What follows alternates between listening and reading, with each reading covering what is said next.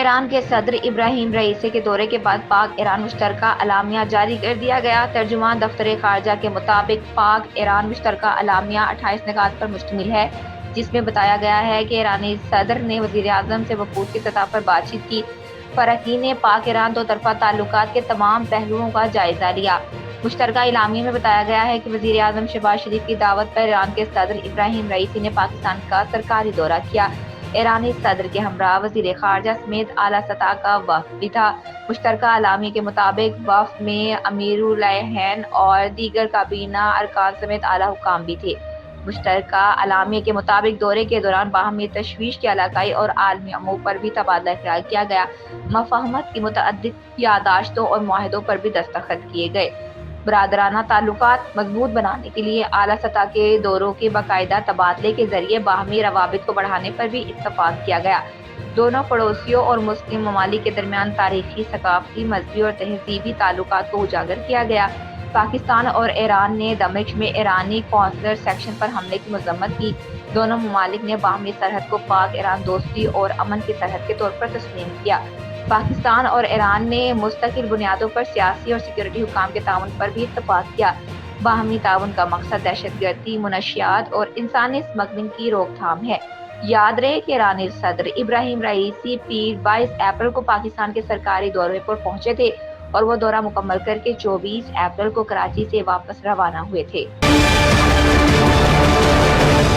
صدر مملکت آصف علی زرداری سے chairman China international development corporation agency کی قیادت میں وفد نے اسلام آباد میں ملاقات کی۔ اس موقع پر چینی سفیر، deputy chairman planning commission Jahanzeb Khan چینی اور پاکستانی حکام موجود تھے۔ صدر مملکت نے وفد سے گفتگو کرتے ہوئے کہا کہ پاکستان اور چین کے درمیان طویل المدتی تصویراتی تعلقات ہیں۔ ان تعلقات کو تجارت، معیشت، زراعت، عوامی روابط اور ثقافت کے شعبوں میں مضبوط کرنے کی ضرورت ہے۔ صدر مملکت نے کہا کہ پاکستان سی پیک کو تصویراتی اہمیت کا حامل منصوبہ سمجھتا ہے۔ پاکستان سی پیک کے تمام منصوبوں کی بروقت تکمیل کے لیے پرعزم ہے۔ گوادر بندرگاہ سے علاقائی روابط کو فروغ ملے گا۔ چین تک سامان کی نقل و حمل سستی ہوگی۔ Chairman China international development corporation agency نے سیاحت اور زرعی تعاون فروغ دینے کی ضرورت پر زور دیا۔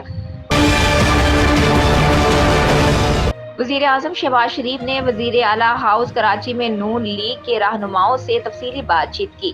اس دوران لیگی رہنماؤں نے سندھ کی مجموعی صورتحال اور پارٹی امور سے متعلق وزیر اعظم کو آگاہ کیا۔ اس حوالے سے کھیلداس کوہستانی نے بتایا کہ وزیر اعظم کو پریا کماری کی عدم بازیابی پر تشویش سے آگاہ کیا۔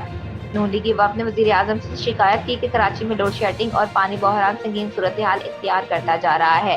شہباز شریف نے ہدایت کی کہ وفاقی وزراء نون لیگی ورکرز کو وقت دیں۔ ذرائع نے بتایا کہ وفاقی وزیر بحری امور قیصر احمد شیخ کو تاجر رہنماؤں اور نون لیگی کارکنان سے رابطے کی ہدایت کی گئی۔ کھیلداس کوہستانی کا کہنا تھا کہ وزیر اعظم نے ماہی گیروں کو لیبر کا درجہ دینے کے لیے اقدامات کی ہدایت کی۔ انہوں نے کہا وفاقی کابینہ میں مسلم لیگ نون سندھ کو شامل کرنے کی تجویز بھی دے گی۔ دوسری جانب وزیر اعظم شہباز شریف کو تاجروں نے بانی تحریک انصاف سے بات چیت کی تجویز دے دی۔ وزیر اعظم شہباز شریف نے کراچی میں کاروباری شخصیات سے خطاب کیا اور کہا کہ اس سے غرض نہیں ہونی چاہیے کہ کس صوبے میں کس کی حکومت ہے۔ ذاتی پسند و ناپسند سے بالاتر ہو کر پاکستان کے مفاد کے لیے اکٹھے ہو جائیں۔ ہم سب کو مل کر مسائل کا حل نکالنا ہے۔ شہباز شریف نے مزید کہا کہ اگلے 5 سال کا تہیہ کر لیں کہ برآمدات کو دگنا کریں گے، چیلنجز کو سمجھیں گے، انہیں کس طرح حل کرنا ہے، پاکستان کا کھویا ہوا مقام کس طرح واپس لانا ہے۔ اس موقع پر تاجروں نے وزیر اعظم کو بھارت سمیت پڑوسی ممالک سے تعلقات بہتر بنانے اور بانی پی ٹی آئی سے بات چیت کی بھی تجویز دے دی۔